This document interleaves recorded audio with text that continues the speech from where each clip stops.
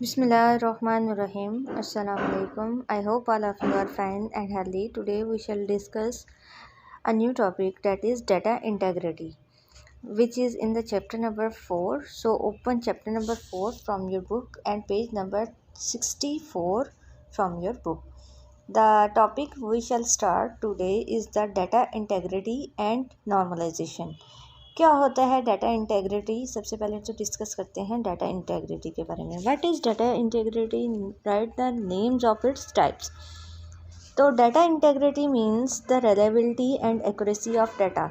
Data कितना reliable है, कितना एक्यूरेट है, ये हमें बताता है डाटा इंटेग्रिटी. जितनी डाटा इंटेग्रिटी ज़्यादा होगी उतना ही हमारा डाटा रिलायबल होगा और एक्यूरेट होगा. It is related to the quality of data. ये डाटा इंटेग्रिटी टर्म जो रिलेट करती है वो क्वालिटी ऑफ डाटा को के साथ रिलेट करती है. और इससे हम लोग क्या कर सकते हैं, इंटेग्रिटी इसको किस तरह से मेंटेन कर सकते हैं. इंटेग्रिटी कंस्ट्रेंट्स के ज़रिए हम लोग डाटा इंटेग्रिटी को मेंटेन कर सकते हैं.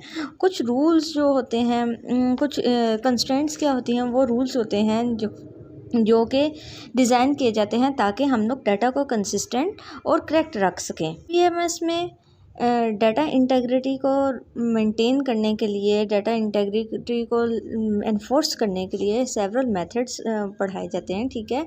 फॉर एग्जांपल, अगर हम लोगों ने इंटेग्रिटी एक रूल लगाना है कि जो एम्प्लॉय आईडी है वो मल्टीपल एम्प्लॉयज़ को असाइन नहीं होनी चाहिए. एक एम्प्लॉय आईडी मल्टीपल एम्प्लॉयज़ को असाइन नहीं आनी चाहिए. इसी तरह से ये रूल भी हम लोग इंटेग्रिटी रूल लगा सकते हैं, जैसे कि एक रोल नंबर मल्टीपल स्टूडेंट्स को असाइन नहीं होना चाहिए. हर स्टूडेंट का अलग अलग रोल नंबर होगा.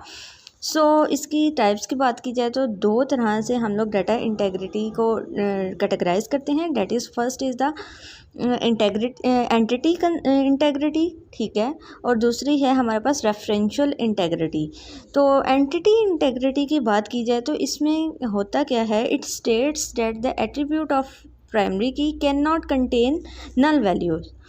जो प्राइमरी की होगी उसके अंदर कभी भी नल वैल्यू नहीं आ सकती. ये हमारे पास एंटिटी इंटेग्रिटी कहता है. It is because primary key is used to uniquely identify a record in a relation. Primary key को हम क्यों यूज़ करते हैं, ताकि किसी भी रिलेशन में किसी रिकॉर्ड मीन्स के एक रो को हम लोग यूनिकली आइडेंटिफाई कर सकें. ठीक है. एक रो को दूसरी रो से डिफरेंट बनाने के लिए हम लोग प्राइमरी की का यूज़ करते हैं.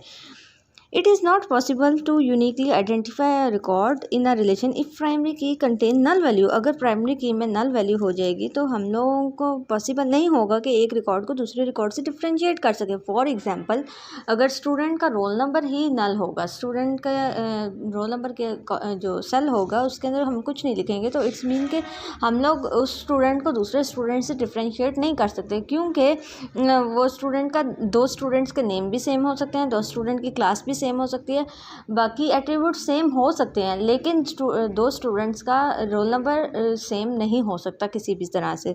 तो इस तरह से आप लोग जो हो एंटिटी इंटेग्रिटी को इम्प्लीमेंट कर सकते हैं.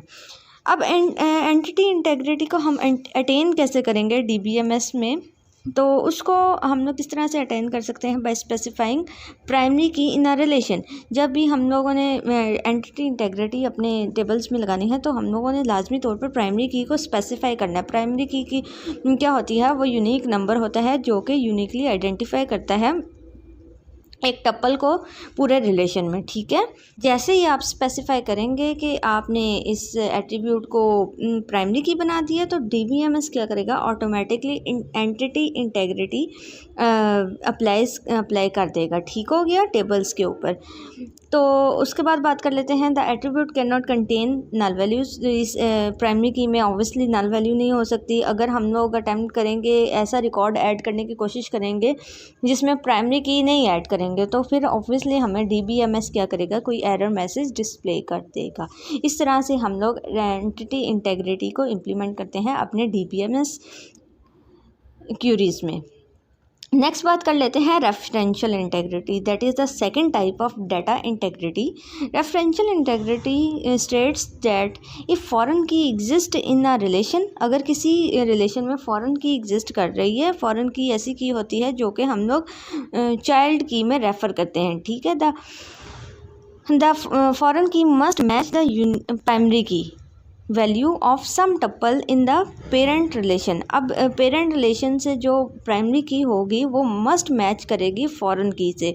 जो प्राइमरी की हमने पेरेंट टेबल में रखी होगी, जिस डाटा टाइप में उसको रखा होगा, लाजमी तौर पे हम पे लाजिम है कि हमने उसको चाइल्ड टेबल में भी उसी डाटा टाइप में स्पेसिफाई करना है। फॉर एग्जांपल अगर मैं लेती हूँ रोल नंबर को इंट में, ठीक है, इंट डाटा टाइप में लेती हूँ पेरेंट टेबल में, तो मेरे लिए लाजमी है कि मैं चाइल्ड टेबल में भी उसको इंट में ही स्पेसिफाई करूँ, ठीक है।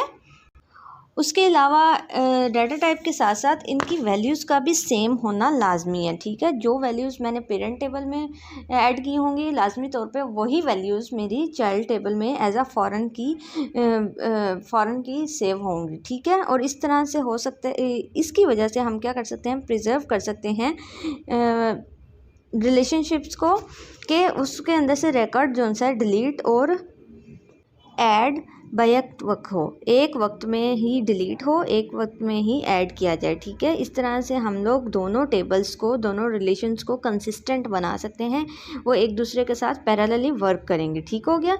अब नेक्स्ट बात कर लेते हैं, इसको हम लोग अचीव कैसे करते हैं। बेसिकली एंटिटी इंटेग्रिटी को तो हमने देख लिया कि उसमें हम लोगों ने प्राइमरी की स्पेसिफाई कर दी और हमारी एंटिटी इंटेग्रिटी अचीव हो जाएगी, ठीक है। लेकिन इस केस में क्या होगा, the referential entity can be achieved by creating relationship between the tables. Obviously आपने रिलेशनशिप क्रिएट करना है तभी तो रेफरेंशियल इंटेग्रिटी अटेन की जा सकती है। In the relationship one relation is called parent table. जब भी आपने कोई रिलेशन बनाना है, ऑब्वियसली एक रिलेशन को आपने एज अ पेरेंट टेबल रखना है और दूसरे रिलेशन को एज अ चाइल्ड टेबल। जो पेरेंट टेबल होगा उसके अंदर प्राइमरी की होगी और चाइल्ड टेबल में लाजमी तौर पर वो प्राइमरी की एज अ फॉरेन की आएगी और उसके अंदर वो बिहेव करेगी एज अ फॉरेन की, ठीक है। तो इस तरह से हम लोग रेफरेंशियल इंटेग्रिटी को कुछ पॉइंट्स के ज़रिए देखते हैं कि किस तरह से एश्योर बना सकते हैं।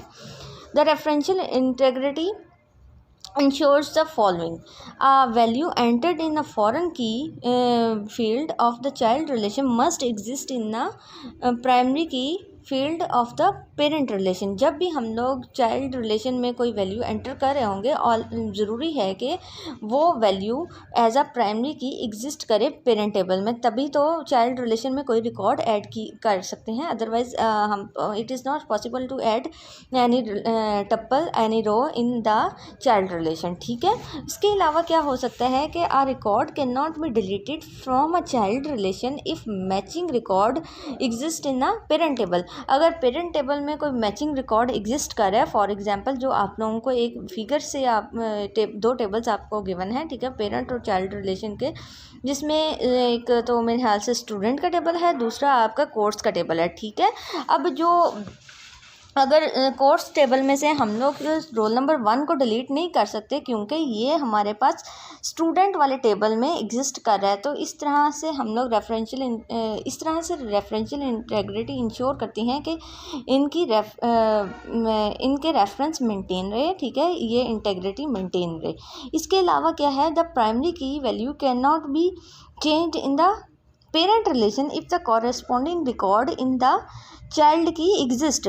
फॉर एग्जाम्पल अहमद का रोल नंबर है 2, वो मैं चेंज करना चाहूँ तो मैं चेंज नहीं कर सकती क्योंकि ये चाइल्ड रिलेशन में एग्जिस्ट कर रहे, ठीक है। तो इस तरह से ये रेफरेंशियल इंटेग्रिटी को इंश्योर करते हैं।